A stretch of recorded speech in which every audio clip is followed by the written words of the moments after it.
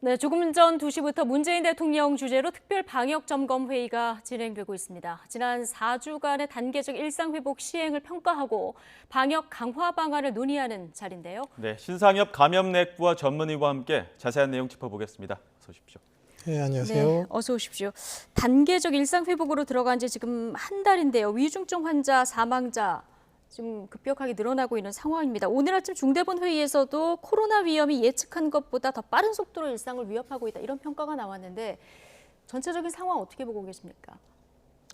일단 지금 단계적 일상회복 4주째를 이제 맞이하면서 이제 4주를 맞추고 이제 2주간의 평가 기간으로 들어왔거든요. 네. 근데 지금의 이제 유행 상황을 보면 일단 확진자 수 규모로 보면 한 2주 전에 3,000명 내외가 이제 확진자가 발생했고 지난주에는 4,000명 내외가 발생을 했습니다.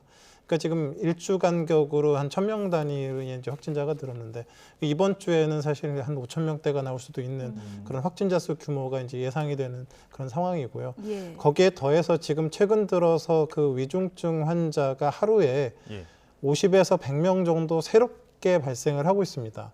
근데 지금 나타나고 있는 이 50명에서 100명의 위중증 환자 규모는 과거 2,000명대 확진자가 나오던 시절에 그런 환자들이 악화되면서 나타나는 상황이거든요. 예. 그러니까 지금 결국은 3,000명, 4,000명대에서는 더 많은 위중증 환자들이 다음 주, 다다음 주에 나타나게 될 수도 있는 그런 상황이거든요. 그러니까 여러 면에서 지금 2,000명대에 이런 하루에 50명, 100명이 나타났을 때도 지금 의료 시스템에 어느 정도 상당한 부하가 걸리고 있는 상황인데 그 이후에 이제 1, 2주 뒤에 더 많은 위중증 환자를 어떻게 관리할 것이냐 이런 부분들이 다 다각도로 봤을 때 여러모로 좀 어려운 좀 상황이라고 볼 수 있겠습니다. 오늘 대통령 주재로 특별 방역 회의가 이 시간에 이제 지금 진행되고 있는 상황인데 대통령이 직접 이렇게 회의를 주재하는 게 지난 7월 12일에 수도권 특별 방역 대책 점검한 이후 지금 처음인 거거든요.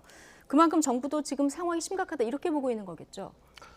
뭐 상황 자체는 뭐 사실 어느 정도 이제 예측했던 상황이지만 중요한 결정을 내려야 되는 좀 변곡점에 서 있는 건 맞습니다. 그래서 지금 이 순간에 제대로 된 결정을 하지 못하면 지금의 확산세를 막기 좀 어려울 수 있는 그런 부분들이 있기 때문에 그 정부 전체가 다 같이 아우르는 그런 통합적인 대책을 내려고 그러면 결국은 대통령님으로부터 해서 이제 모두 다 같이 이제 그런 그 문제 제기를 하고 이제 계획을 세워야 되는 그런 부분들이 있을 것 같습니다. 예.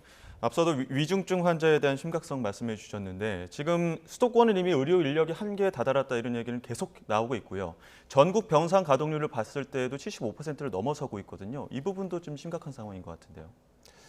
지금 뭐 그 코로나19만 있으면 모르겠지만 사실은 지금 그 코로나19 중환자를 보고 있는 대학병원이나 이런 상급 종합병원들은 뭐 암 환자나 다른 기존의 이제 중증 환자들도 많이 보고 있고 그런 병원들에는 또 긴급한 뭐 사고나 이런 걸로 응급 상황으로 응급실에 내원하시는 중환자 치료가 반드시 필요한 분들도 있는데 사실은 이제 그런 중환자실의 그 개수는 한계가 있는데 의료진도 한계가 있는데 이런 상황에서 그런 여러 중환자들이 다 같이 이런 좀 돌봄을 받아야 되는 상황이기 때문에 이런 그 현재 병상을 최대한 효율적으로 사용하지 않고는 앞으로 이제 지금의 상황들을 좀 타개하기가 어려운 부분들이 있어서 그래서 이제 정부도 정부지만 이제 의료계와 정부가 이렇게 다각도로 좀 협의를 해야 되는 상황인 것 같습니다. 예, 코로나 이외의 응급 환자들도 병원 문턱을 못 넘어서 숨지는 사례 이런 사례는 좀 없어야 되는 그런 상황인데요. 앞서 이제 오늘 중요한 결정을 내려야 하는 변곡점인 건 맞다 이런 얘기를 해주지 않으셨습니까?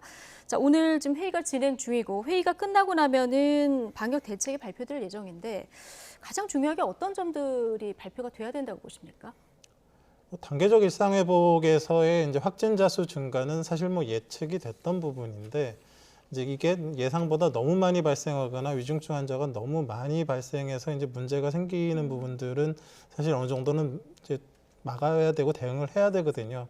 그 대응의 일환으로 이제 정부에서 생각했던 거는 이 일상 회복을 단계적으로 하겠다라는 그런 단계적 그 이제 점차 빗장을 풀겠다라는 것과 방역 패스를 도입해서 같이 관리를 하겠다 이 두 부분이었는데 이 두 부분에 다 이제 사실은 좀 보완을 해야 될 부분들이 있는 거죠.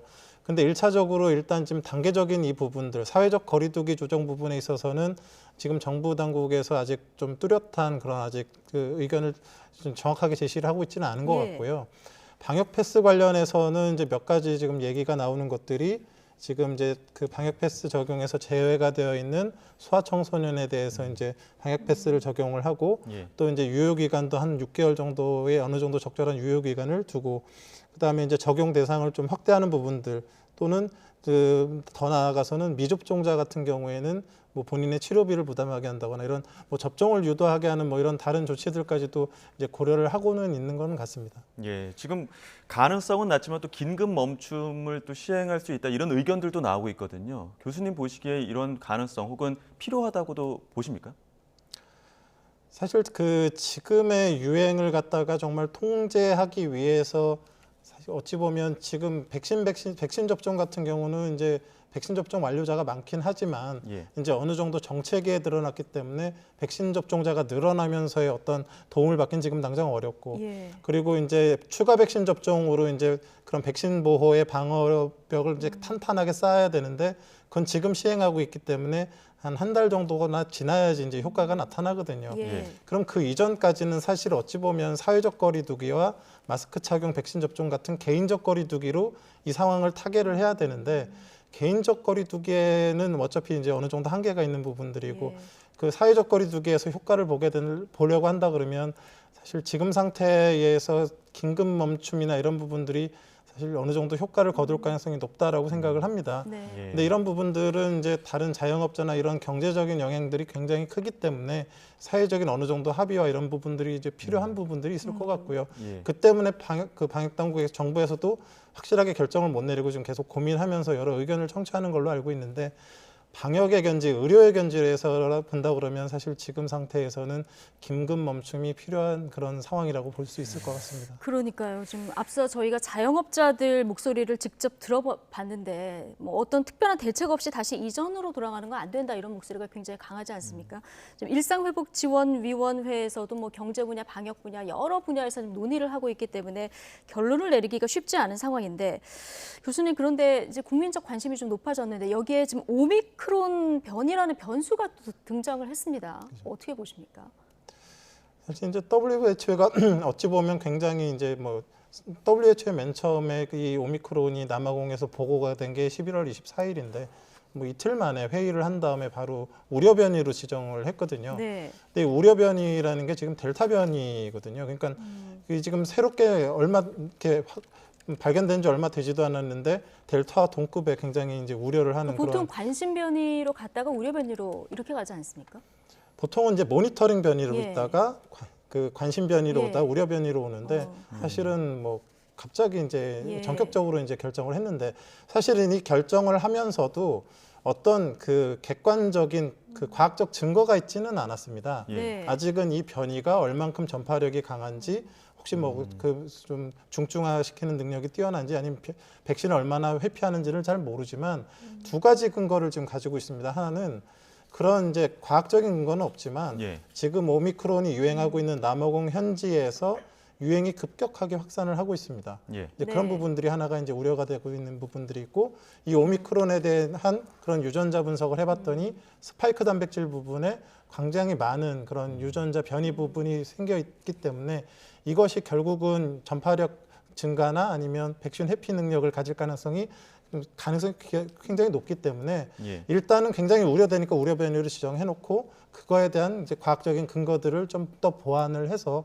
전 세계적인 대응을 해야 되겠다라고 싶어서 이제 우려 변이라고 이제 지정을 예. 하게 된 것 같습니다. 교수님 지금 속보가 들어왔는데요. 코로나19 전국 위험도가 높음에서 매우 높음으로 지금 상향 조정이 됐다. 자, 이 역시 지금 오미크론 출현 변수도 다 포함해서 고려를 한 거겠죠. 뭐 오미크론은 지금 우리 현실에서의 유행에 영향을 주는 요소는 아니지만 예.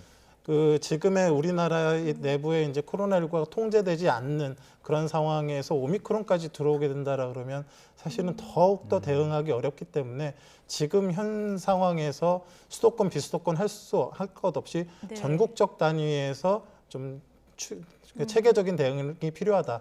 그런 견지에서 이제 전국 단위로 이제 매우 지금 수도권에만 매우 높음이었지만 이걸 전국 단위로 하게 된 것 같습니다. 예, 좀 오미크론의 전파력만 봤을 때 아직까지는 밝혀진 부분이 없다고는 하지만 델타보다 6배 정도 감염력이 높을 것이다 이런 우려들도 많이 나오고 있고요. 그리고 실제로 먼 거리에서 감염된 사례들도 나오고 있어서 이런 사례들을 봤을 때는 굉장히 위협적일 것 같은데요. 지금 결국은 지금 현존하는 이제 변이 중에서 가장 전파력이 높은 건 이제 델타 변이고요. 예. 전파력이 높은 변이만 결국 우세종으로 살아남거든요. 예. 그럼 이 오미크론이 이제 앞으로 정말로 진짜 전파력이 높다 그러면 네. 결국 지금의 델타 변이를 꿇고 생존을 할 겁니다. 그래서 전 세계적으로 유행하게 되고 어찌 보면 우세종이 될 수도 있는데 예. 그런 상황들을 일단 지금 이제 아프리카에서의 유행 상황들을 좀 보면서 어느 정도 가늠을 해볼 수 있을 것 같고요. 예. 그리고 아무리 실험실적으로 그 뭐 이렇게 전파력이 높겠다라는 것들을 확인이 되더라도 리얼월드 실제 상황에서의 그런 확인이 더 중요하기 때문에 아직은 섣부르게 판단하기는 어렵지만 지금 변이 부위의 양상들이나 숫자나 이런 것들을 봤을 때는 충분히 가능성이 있기 때문에 그런 가능성을 염두에 두고 대비를 해야 되는 상황은 맞다고 생각합니다. 예. 그러니까 델타 변이 때 사실 경험이 있잖아요. 그래서 이제 정부도 이번에는 굉장히 선제적으로 대응을 해서 지금 8개국 입국자들 지금 입국 금지 조치를 한 상황인데 대상 국가를 조금 더 확대한다든가 이 부분 관련해서 어떤 추가적인 조치를 좀 선제적으로 대응할 필요는 없을까요? 뭐 일단 지금 정부에서 그 남아공 등의 이제 8개국에 대해서 외국인 입국이나 뭐 비자 발급을 어느 정도 제한하고 내국인 같은 경우도 입국해가지고 10일간 시설 격리를 하는 이제 이런 어찌 보면 굉장히 선제적인 대책을 내놓았던 건 맞습니다. 근데 예. 지금 이미 이제 그 전 세계적으로 뭐 유럽이나 홍콩이나 이런 데서도 확진자들이 발견이 되고 있는 그런 상황이기 때문에 1차적으로는 이제 좀 의심이 되고 유행 가능성이 있는 나라들에 대해서는 이렇게 선제적인 입국 제한 조치를 취해야 되는 게 맞는 것 같고요.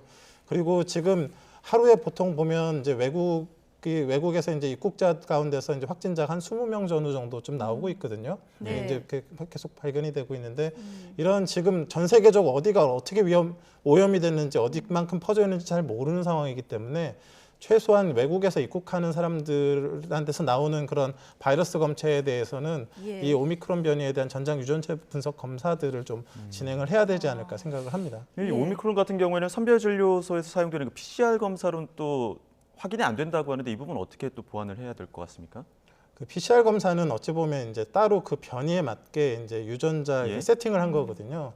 근데 아직 오미크론은 이제 뭐 나타난 지가 얼마 안 되는 그런 변이기 때문에 그걸 확인하려고 그러면 전체 유전자 분석을 해야 되는 상황이고요. 예. 근데 이제 그 중에서 이제 오미크론의 특징적인 부분들을 PCR 검사로 할 수 있게 또 키트화하는 작업들을 이제 아마 방역당국에 해서 하게 될 거고 예. 그렇게 오래 걸리진 않습니다만 그 전까지는 위험 지역이건 어떤 위험에 노출됐을 가능성이 있는 부분들에 대해서는 전수 검사를 하고 예. 또 그 지역사회에서 발생하고 있는 그런 검체들에 대해서도 충분히 많은 이제 모니터링을 좀 해야 되는 그런 상황이라고 봅니다. 예.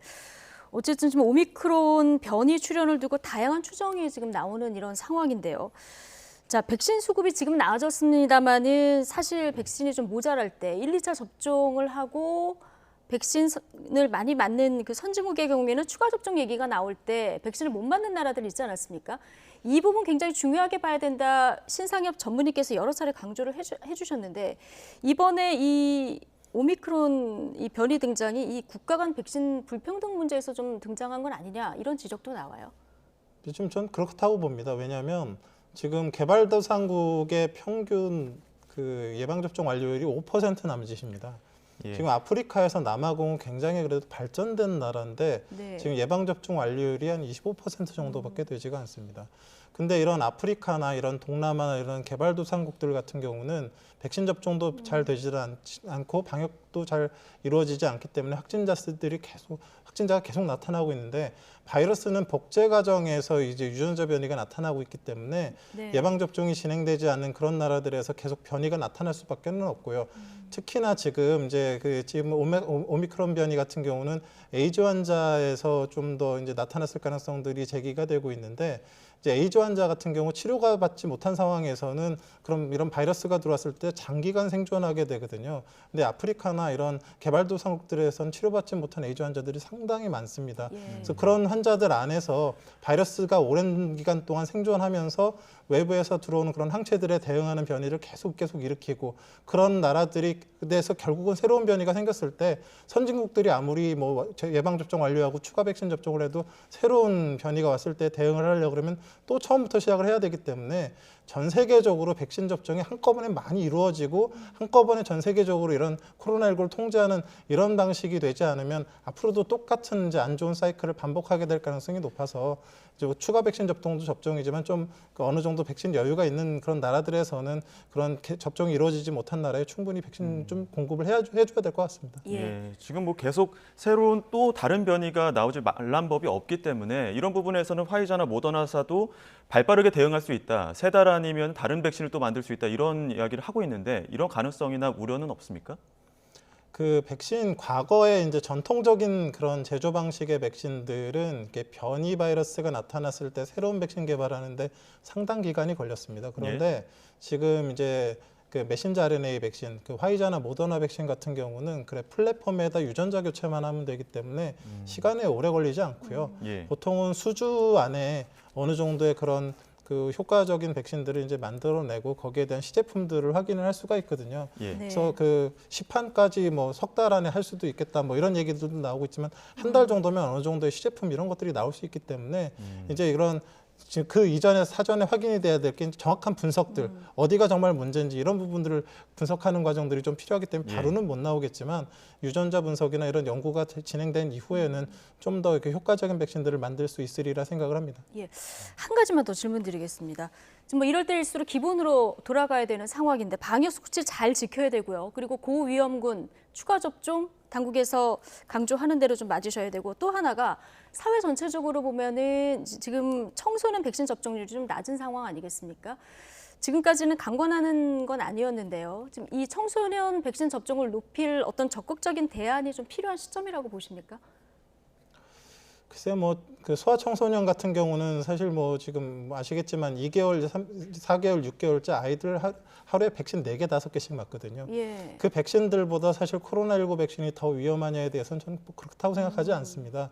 그래서 당연히 이제 처음 만들어진 백신이고 사용한 지 얼마 안 됐고 또 아이들이 접종을 해야 되니까 걱정이 되시고 우려가 되시는 건 뭐 당연한 부분들이지만 선진국에서는 지금 뭐 5세 이상에서도 지금 접종이 진행되고 있는 상황이고 많은 선진국들에서 지금 그걸 갖다가 정책적으로도 좀 진행하고 있는 걸 보면 그런 나름의 어느 정도의 안전성과 유효성에 대한 그런 부분들이 입증이 되어 있는 부분들이 있다라고 생각을 하고요. 실제로 국내에서도 접종하는 과정에서 뭐 그렇게 크게 문제가 이제 아직까지 발생되지 않고 있는 그런 부분들이 있고 또 주변에서 접종한 아이들을 보면 뭐 이렇게 주변에서도 이제 느끼시는 바들이 있을 거라고 생각을 합니다. 그래서 아이들이 지금 전면 등교하는 상황에서 이제 대규모 이제 학교발 유행이 일어나게 되면 뭐 학습권도 학습권이지만 또 집에 계신 어르신들까지 또 같이 위험해지시기 때문에 그렇죠. 가능한다 그러면 이제 소아청소년 같은 경우도 적극적으로 좀 접종에 임해 주셨으면 좋겠습니다. 알겠습니다. 코로나19 백신이 다른 지금 맞고 있는 백신보다 특별히 위험한 건 아니다. 자, 신상엽 전문의께서 이런 얘기 또 해주셔서 조금 덜 불안해하시지 않을까 생각합니다. 자, 신상엽 감염내과 전문의와 함께했습니다. 고맙습니다. 네, 고맙습니다.